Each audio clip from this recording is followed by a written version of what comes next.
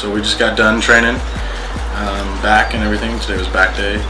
So now we're gonna do a little bit of another Q&A that I put on my Snapchat. So go through here and get a couple. There was an overwhelming response. I had over like probably 50 plus replies. So appreciate all you guys, these questions. And if I don't get to your question this week, we'll start doing these, more weekly, on a weekly basis. I'll put it on either Snapchat or on other social media, and we get some good questions going. And whatever you guys want to see as far as in the videos, obviously this Q&A is kind of a new aspect to the series. If you guys want to see anything else, really curious about something that I do, as far as outside the gym,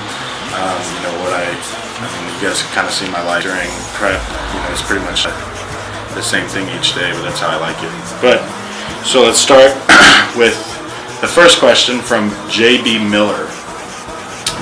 Why do you wear a belt when you aren't doing legs or back? Do you believe it keeps the waist tight? Keep killing it, man. Love the videos.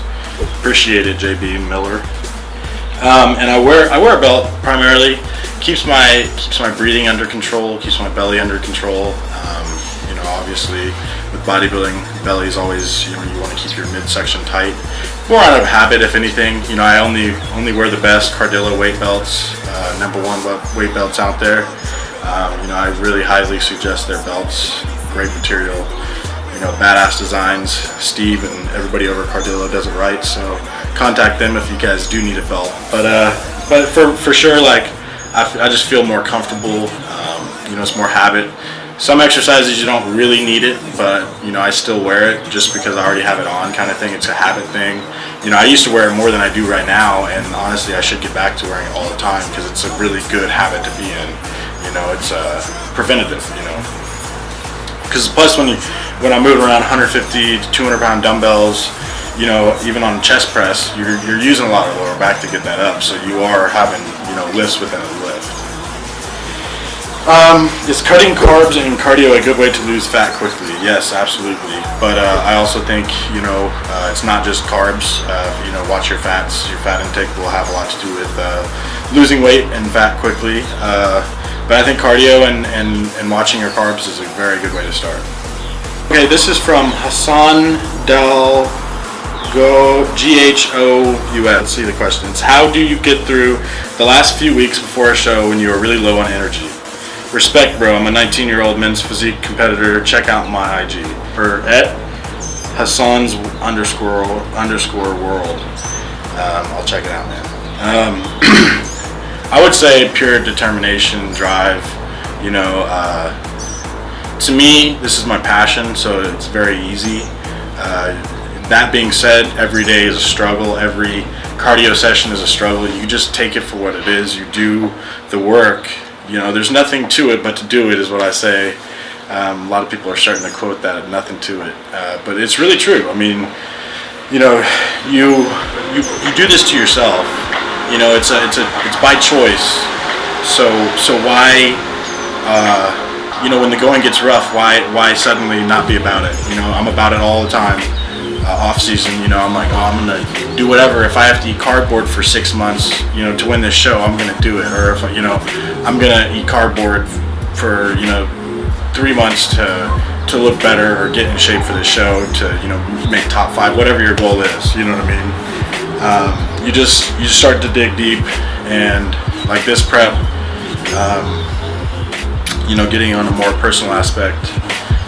This has probably been one of my toughest preps as far as life outside of prep.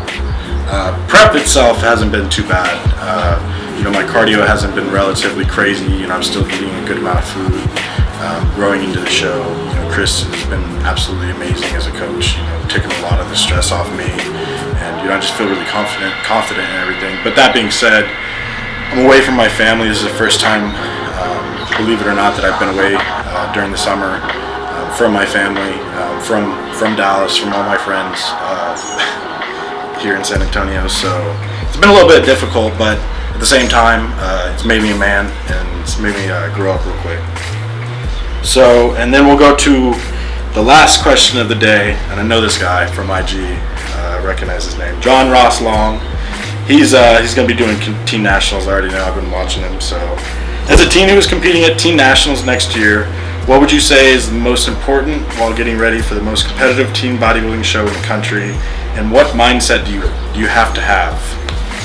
Well, I will say that to me, bodybuilding is not for the weak of mind, and it's for somebody that's, you have to get a little crazy at times, especially the last few weeks before the show when the going gets really tough.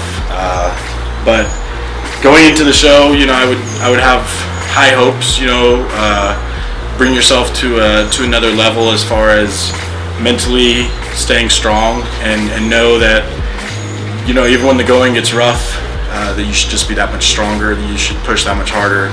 And you know, through my experiences, you know, just take it for a day at a time. And if you give 110% every day, at the end of the journey, like, you can't be upset with, no matter the outcome. Everybody asks, you know, what's going to happen to USA's? You know, what happens if you do this or you do that, you win or you lose?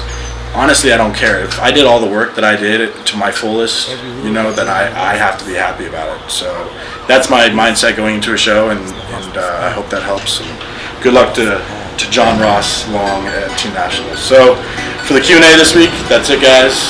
And we'll hit another one next week. So I appreciate it, and appreciate everyone following along.